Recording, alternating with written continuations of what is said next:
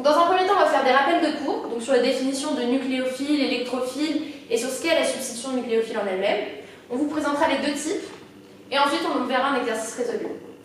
Donc dans le cadre de la substitution nucléophile, on va vous parler d'halogénoalcanes, donc qui sont des alcanes avec un groupement halogène. On retrouvera notamment le fluor, le chlore, le brome et l'iode, donc qui sont des atomes avec une très forte électronégativité. Ce qui fait que dans une liaison avec un carbone, les halogènes vont avoir tendance à attirer vers eux le doublet d'électrons de la liaison et donc avoir une charge partielle négative. Ainsi, le carbone aura une charge partielle positive et aura un caractère électrophile, tandis que l'halogène un caractère nucléophile. Donc pour la substitution nucléophile d'ordre 1, également appelée SN1, on a un carbone qui est tétravalent, qui possède l'halogène. Cet halogène va quitter ce carbone sous forme d'anion pour ensuite former un carbocation plan, donc un carbone chargé positivement. Ce qui va permettre ensuite au nucléophile d'attaquer indifféremment soit par le dessus, soit par le dessous le carbocation, pour ensuite former un mélange de molécules. Le carbocation plan constitue l'intermédiaire réactionnel. Toute cette réaction se fait en deux étapes, soit une étape lente, qui est l'étape limitante, ce qui va permettre ensuite de donner la cinétique de toute la réaction, et la deuxième étape, qui sera une étape plus rapide. Cette réaction est dite d'ordre 1 parce qu'il y a une étape limitante.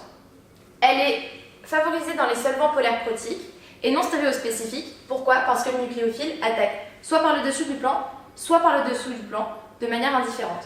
Ce qu'il faut savoir, c'est que si le carbone ici, porteur de l'halogène, est asymétrique, alors on obtient un mélange racémique de molécules ici. Ainsi, la réaction est dite racémisante, c'est-à-dire qu'elle forme un mélange équimolaire d'énantiomères qui sera donc optiquement inactif.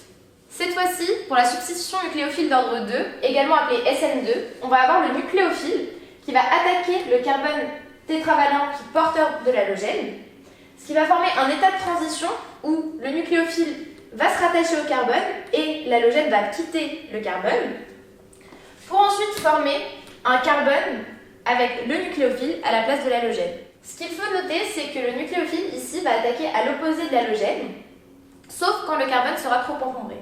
Toute cette réaction est une réaction d'ordre 2, car il n'y a pas d'étape limitante. C'est une réaction synchrone, car tout se fait en même temps.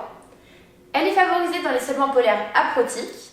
On peut noter que dans le cas où le carbone est asymétrique, et que le nucléophile et l'halogène portent le même ordre de priorité selon la règle de Sipp, alors, pour le carbone final, on inverse la configuration relative de celui-ci, et on appelle ça l'inversion de Walden. Dans cet exemple précis, on a un carbone tétravalent lié au chlore. Le chlore va partir pour aller former un anion, donc le Cl-. À cette molécule qui va former un carbocation, plan, celui-ci, on va ajouter de la soude de formule NaOH, donc Na plus OH-. Le OH- jouera le rôle de nucléophile, et donc il va être ajouté soit par le dessus, soit par le dessous de manière indifférente, pour former ensuite ces deux molécules. Donc, comme le carbone était asymétrique initialement, on va retrouver un mélange racémique, optiquement inactif.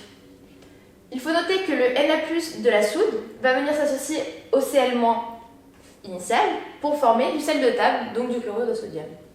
Maintenant un petit exemple de SN2, donc substitution nucléophile d'ordre 2, toujours avec un carbone tétravalent, son halogène, donc le chlore.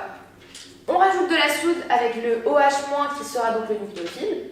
Le OH- va venir attaquer à l'opposé de l'halogène, donc de ce côté-ci, ce qui va donner un état de transition où le OH va venir s'attacher au carbone et où le Cl va partir du carbone. Ainsi, on obtiendra cette molécule-ci avec de la formation de Cl-. Maintenant, un petit exemple d'inversion de Walden. Pour vous montrer ici, on va faire la règle de Sipp avec le chlore en premier, le C2H5 en deuxième, le CH3 en troisième et l'hydrogène en quatrième.